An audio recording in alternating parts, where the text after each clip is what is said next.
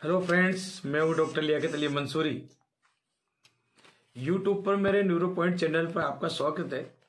आज मैं बहुत इम्पोर्टेंट बात कर रहा हूं आपके सामने। वीर्य में शुक्राणु। वीर्य में कितने शुक्राणु होते हैं और इसकी क्या क्या जांचें होती है, किस तरह से ये कितना वॉल्यूम होता है, ये सारी चीज़ें मैं आपको बताता हूं कि ये एक पुरुष के अंदर जब स्खलन होता है, वीर्य स्खलन होता है, तो उसमें से 1 ml की जांच होती है। उसमें 1.5 से 3.9 करोड़ सामान्य माने जाते हैं। 1.5 से 3.9 करोड़ सामान्य माने जाते हैं। अगर 1.5 करोड़ से कम होते हैं तो इसको नॉर्मल नहीं माना जाएगा। इसको शुक्राणु की कमी कहा जाएगा। यानी 15 मिलियन से कम होने पर हम एजोस्पर्मिया कहेंगे। यानी कि ये 5 से 15 करोड़ होने चाहिए, तभी फेलोपियन ट्यूब में ये तैर पाते हैं, वो तुरंत पहुंचकर तैर पाते हैं। तो इसमें हमारे खान पान का बड़ा सहयोग होता है, बड़ा रोल होता है। खान पान अच्छा होना चाहिए, जंक फूड नहीं होना चाहिए। जंक फूड से स्पर्म मरते हैं, शुक्राणु मरते हैं। शरीर में हमारे सामान्य ओमेगा 3 फैट एसिड होता है, जो पर्याप्त मात्रा में होता है, जो इसको बनाए रखता है। ये हम बाहर से भी ले सकते हैं, जैसे मछली खाकर या वनस्पति तेलों से। अलसी का तेल, तिल्ली का तेल, इनमें ओमेगा 3 पाया जाता है। ज्यादा फैट वसा लेने से 43% शुक्राणु कम हो जाते हैं। शुक्राणु की कमी 43% होना बहुत बड़ी बात है, इसलिए वसा का ज्यादा उपयोग नहीं करें। इसकी सघनता कम हो जाती है, 43% कम हो जाती है। इसलिए हमें सावधान रहने की जरूरत है।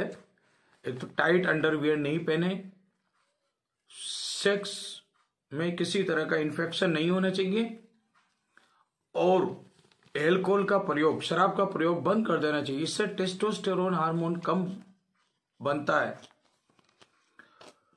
ज्यादा पेट बाहर निकलने से शुक्राणुओं की कमी हो जाती है, शुक्राणु एक्टिव नहीं रह पाते हैं। इसलिए खुद को फिट रखें, एक्सरसाइज करें, कसरत करें।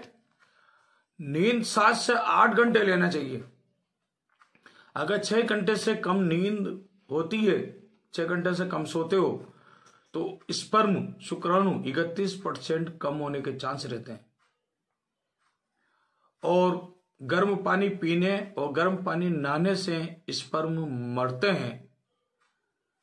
इसलिए ऐसे वक्त गर्म पानी नहीं पीना चाहिए, गर्म पानी से नहीं नहाना चाहिए, गर्म स्थान पर नहीं जाना चाहिए। गर्म पानी से नहाने और गर्म स्थान पर जाने से हमारे टेस्टिस की जगह गर्म हो जाती है और स्पर्म मर जाते हैं। अगर वीर्य में बिल्कुल ही स्पर्म नहीं हो, स्खलन के समय बिल्कुल एब्सेंस हो, अनुपस्थित हो, उसको एजोस्पर्मिया कहते हैं। इसके कई सारे कारण हैं। हमारे सेक्स का जो प्रजनन तंत्र का जो तंत्र होता है, उसमें कहीं रुकावट पैदा हो रही हो, या अपर्याप्त मात्रा में शुक्राणु का उत्पादन हो रहा हो, या कुछ आनुवंशिक परिस्थितियां जैसे क्लाइन फेल्टर सिंड्रोम का होना, और रिक्रेशनल ड्रग्स, मेडिकेशन, मनोरंजनात्मक जो दवाएं लेते हैं लोग, नार्कोटिक्स, नशीले पदार्थ, उनसे भी शुक्राणु मर जाते हैं, उनका उत्पादन कम हो जाता है।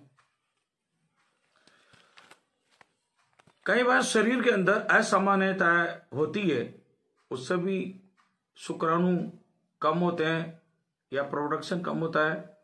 जैसे कि वेरिकोसील है, हमारे टेस्टिस के चारों ओर लिपटी हुई वेरिकोसील नस होती है या वास डिफरेंस होती है दोनों तरफ, वो नहीं हो या इनमें किसी तरह का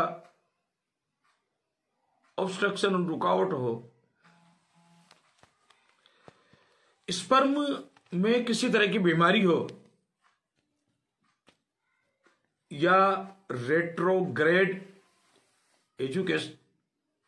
इजाकुलेशन, मतलब वीर्य स्खलन के समय पेनिस के द्वारा बाहर नहीं आता है बल्कि पेट में चला जाता है, ऐसी स्थिति अगर हो जाती है, या इम्यूनोलॉजिकल इनफर्टिलिटी, अगर हमारे शरीर की इम्यूनिटी कमजोर है तो वो स्पर्म का उत्पादन, पैदावारी सही से नहीं कर पाएगा, और हमारे शरीर का कई सारे हार्मोन्स अगर उसमें कमी है तो भी स्पर्म का प्रोडक्शन, पैदावारी कम होगी। दोस्तों मैं आपको बता दूं, ज्यादातर आदमी एक दिन में नए स्पर्म मिलियंस में बनाता है, यानी कि 1.5 मिलियन से अगर कम होता है प्रोडक्शन तो वो पैदावारी कम मानी जाती है। तो ज्यादातर लोग एक दिन में नए स्पर्म मिलियंस की संख्या में बनाता है। 40 की एज आते ही नए स्पर्म बनाने की पैदावारी कम होने लगती है, यानी यूं कहो कि 20 साल से पहले पहले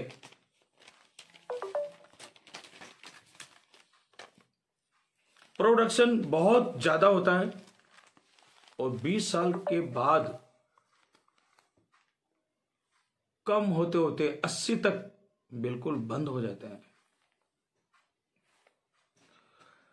स्पर्म की बीमारी, डिसऑर्डर,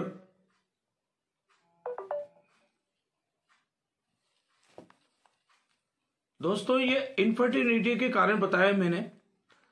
पहला कारण इसमें स्पर्म डिसऑर्डर था, शुक्राणु की बीमारी था, या पूरी तरह उसका विकास नहीं हो पाता है, या वो अजीब तरह का आकार लेके पैदा होता है, या वो सही तरीके से नहीं चल पाता हो, या वो बहुत कम संख्या में बनते हैं या बिल्कुल ही नहीं बनते हैं। ये स्पर्म डिसऑर्डर या शुक्राणु की बीमारी के अंदर आता है।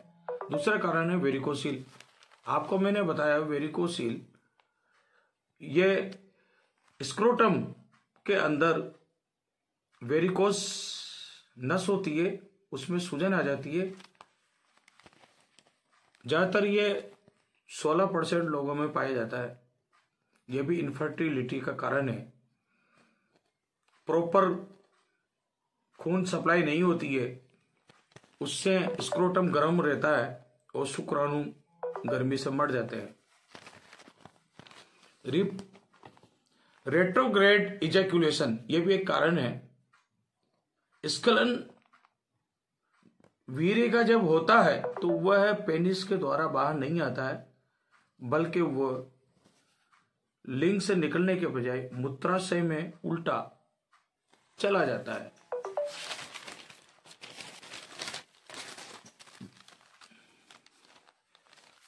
रेट्रोग्रेड इजैकुलेशन के कारण क्या है? पेट की सर्जरी हुई हो, या सेक्स ऑर्गन की सर्जरी हुई हो, या दवाइयों का ज्यादा इस्तेमाल हो, या तंत्रिका तंत्र में किसी तरह की प्रॉब्लम हो। अगर ऐसा है तो उसका पेशाब क्लाउडी आता है, क्लाउडी यूरिन आता है। चौथा कारण इनफर्टिलिटी का इम्यूनोलॉजिक भी है। अगर शरीर की इम्यूनो पावर कमजोर है तो उसकी एंटीबॉडीज भी कम होगी।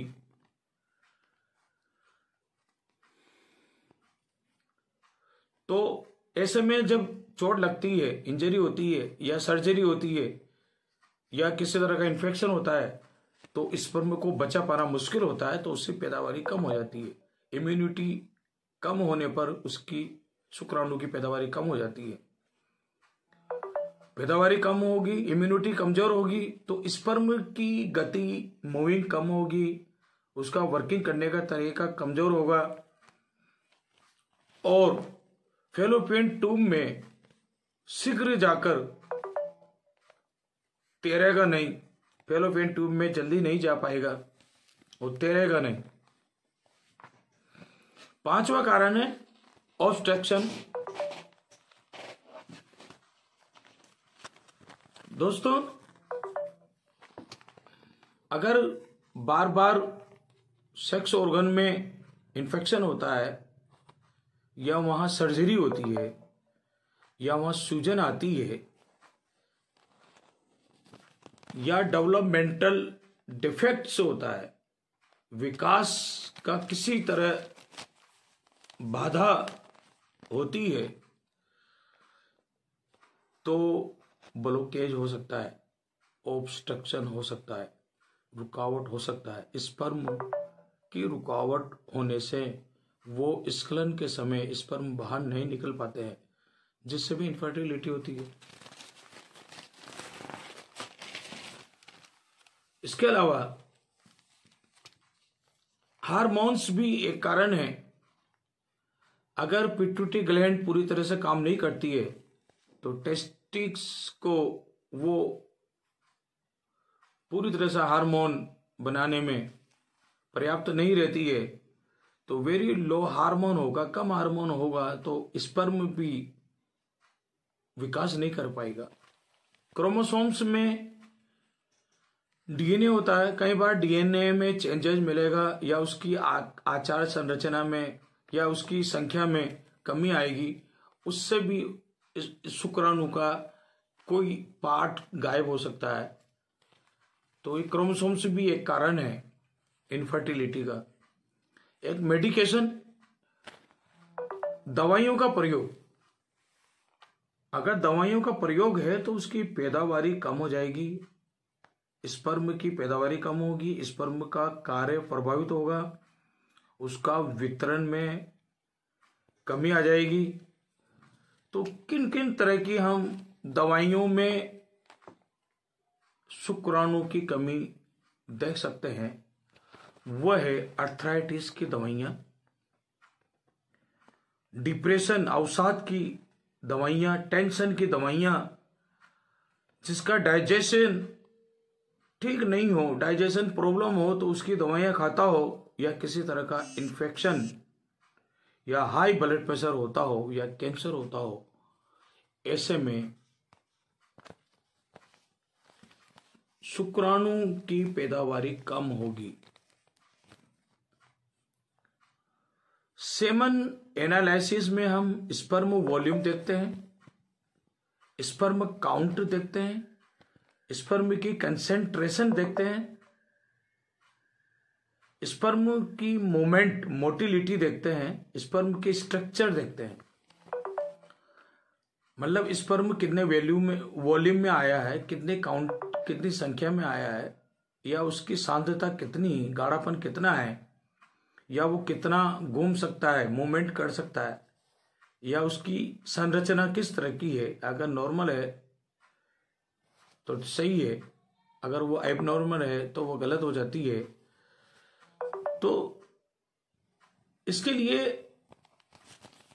कई सारी जांचें भी होती है। पहली जांच सेमन टेस्ट होती है, दूसरा ट्रांसरेक्टल अल्ट्रासाउंड होती है, तीसरा टेस्टिकुलर बायोप्सी भी होती है, चौथी हार्मोनल प्रोफाइल होती है।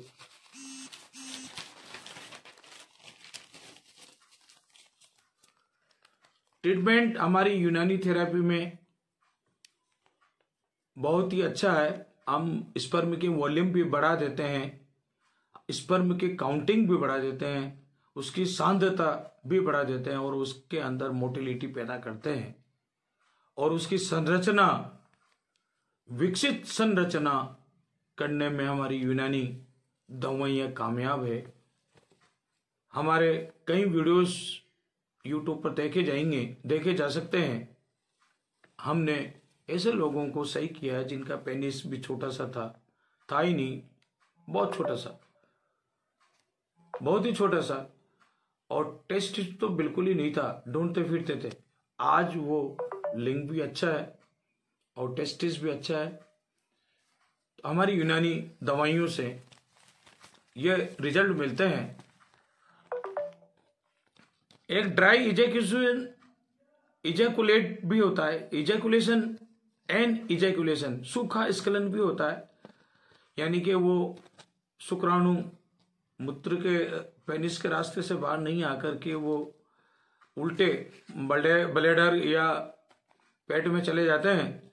इसके कई कारण हैं, जैसे प्रोस्टेट का बढ़ना या ब्लैडर की सर्जरी या डायबिटीज होना या कमर में चोट लगना या डिप्रेशन की दवाइयाँ खाना या हाई ब्लड प्रेशर की दवाइयाँ खाना या प्रोस्टेट इनलार्ज हो गई हो, तो ऐसे में ड्राई एजैकुलेट होता है, सूखा स्खलन होता है।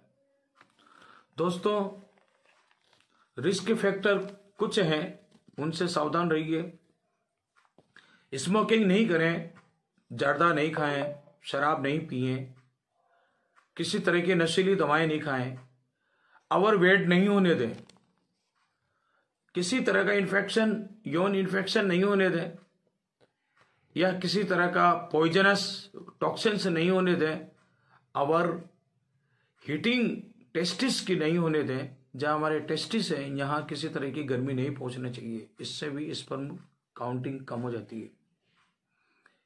और या हमारे टेस्टिस पर चोट नहीं लगना चाहिए, उससे उसके स्पर्म की पैदावारी पर फर्क पड़ता है।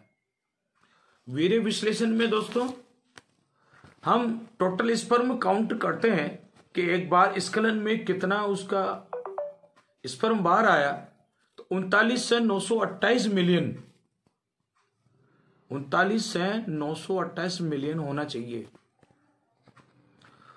स्खलन वॉल्यूम, इजैकुलेट वॉल्यूम 1.5 से 7.5 ml होना चाहिए। स्पर्म की सांद्रता कंसंट्रेशन 15 से 259 मिलियन 1 ml में होना चाहिए। 1 ml वीर्य में सांद्रता, स्पर्म की सांद्रता 15 से 259 मिलियन होना चाहिए। टोटल मोटिलिटी यानी कि उनकी प्रोग्रेसिव और नॉन प्रोग्रेसिव 40 से 81% होना चाहिए। अगर 40% से कम मोटिलिटी है, मूवमेंट कम है स्पर्म का, तो वो इनफर्टिलिटी के अंदर आता है।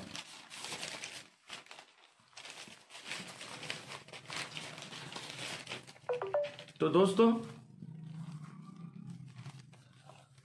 अधिक जानकारी के लिए मेरे चैनल YouTube के न्यूरो पॉइंट चैनल पर बने रहें, और किसी तरह से इस तरह की अगर स्पर्म की काउंटिंग कम है या मोटिलिटी वगैरह कम है तो मुझे संपर्क करें। मेरे मोबाइल नंबर 9414326317 है। Thank you.